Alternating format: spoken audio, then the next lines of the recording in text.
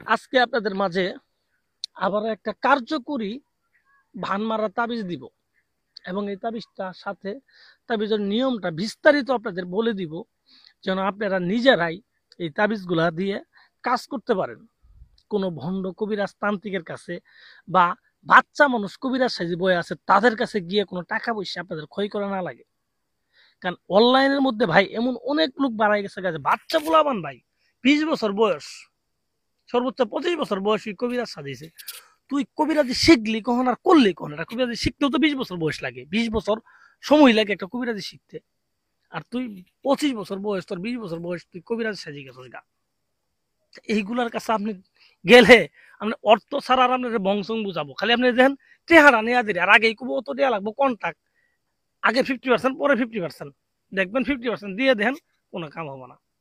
আরে ভাই, এই তাবিজটা যে দিলাম কার্যকরী তাবিজ, এই তাবিজটা আপনারা নিজেরা করেন, দেখেন কি পরিমাণ ব্যয়বহুল হোক, ব্যয় হোক, কিন্তু কাজ কিভাবে হয় আপনারা নিজেরা দেখেন।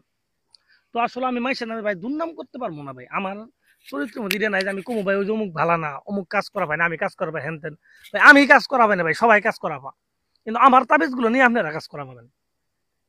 আমি যদি না কাজ নাও করা ভাই, আমার উপর বিশ্বাস না থাকলে আপনারা আমার তাবিজের উপরে বিশ্বাস রাখেন, বিশ্বাস কি করেন, এর জন্য তো আমার টাকা পয়সা দেওয়া লাগবে না, সর্বোচ্চ একটা লাইকই দিলেন, এইটুক করেন আপনারা দেখবেন নিজেরাই কাজ করতে পারবেন।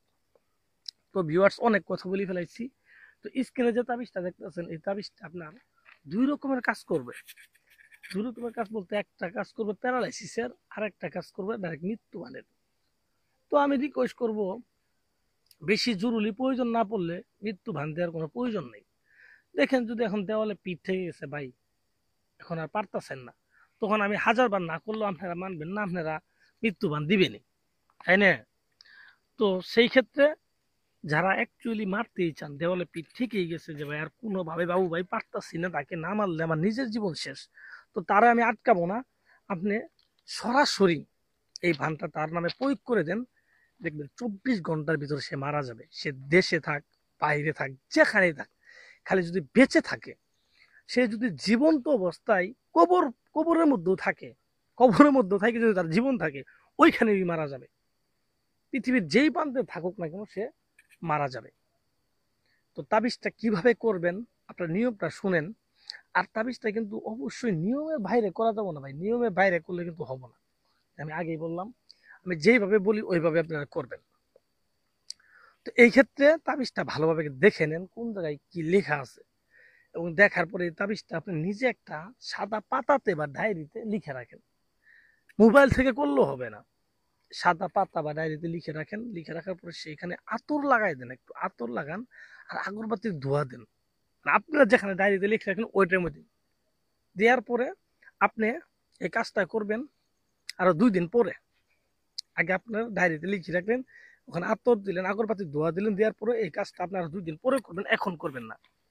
তো 2 দিন পরে বা সময় মতো শনি অথবা মঙ্গলবারের দিন এই কাজটা আপনি করার চেষ্টা করবেন। করার জন্য আপনি এই কাজটা, এই ডায়েরিটাকে নিয়ে চলে যাবেন সোজা একটা শ্মশান ঘাটে। শ্মশান ঘাটে নিয়ে যাওয়ার পরে যেখানে চিতাপুরা, যে মাঝখান আছে চিতাপুরা, ওই চিতাপুরা মাঝখানে আপনি বসবেন, কালো কাপড় বিছায়া। বিছানোর পর এই তাবিজটা লিখবেন। শ্মশানে গিয়ে দেখবেন যে অনেক রকমের যে লাশ পুরা দেই, ওইখানে আপনি দেখবেন যে ই আছে মাটির মুসি, আর কি বলে আমরা মুসি বা এরকম অনেক কিছু পাওয়া যায়, ঠিক আছে? ওর মধ্যে এই তাবিজটা লিখবেন এই শ্মশানের কয়লা দিয়ে। আমি যেভাবে বলছি বা যেভাবে দিছি ওইভাবে লিখবেন শ্মশানের কয়লা দিয়ে। লিখার পর হুম আপনি যাকে করতে চান তার নাম এবং তার বাবার নাম লিখে দিবেন, মানে যাকে করতে চান। হ্যাঁ, একটাতে বেশি লিখবেন। লিখে দেওয়ার পর আপনি ওই জিনিসটাকে চন্দন কাঠের আগুন করবেন। চন্দন কাঠের আগুন করে ওই জায়গায় এটাকে পুরা দিবেন, পুড়তে পুড়তে পুড়তে পুড়তে কালো করে ফেলবেন। কালো করে ফেললে দেখবেন জিনিসটা একটু ঘামবে, মানে পানি বের হবে। যখনই দেখবেন যে ওইটা থেকে পানি বের হইতেছে, তখনই বুঝবেন যে না, 100% কাজ হয়ে গেছে। আপনি তখনই নিশ্চিন্তায় থাকবেন যে আমার আর কোনো চিন্তা নাই। তো এইভাবে কাজটা করে যখন ঘামবে তখন এটাকে ওই পানিতে বা শ্মশানে কাটার সাথে দেখবেন সবসময় একটা নদী থাকবেই, ঠিক আছে? ওই নদীতে ফেলাই দিয়ে আসবেন। ঠিক আছে, দিয়ে আপনি পিছনের দিক তাকাবেন না, সোজা বাড়িতে চলে আসবেন। পিছন থেকে কেউ ডাক দিলে কারোর সাথে কথা বলা যাবে না, চুপচাপ বাড়িতে চলে আসবেন এবং 24 ঘন্টা পরে শুনবেন সে লোক মারা গেছে। একদম গ্যারান্টি ভাই, এটা গ্যারান্টি।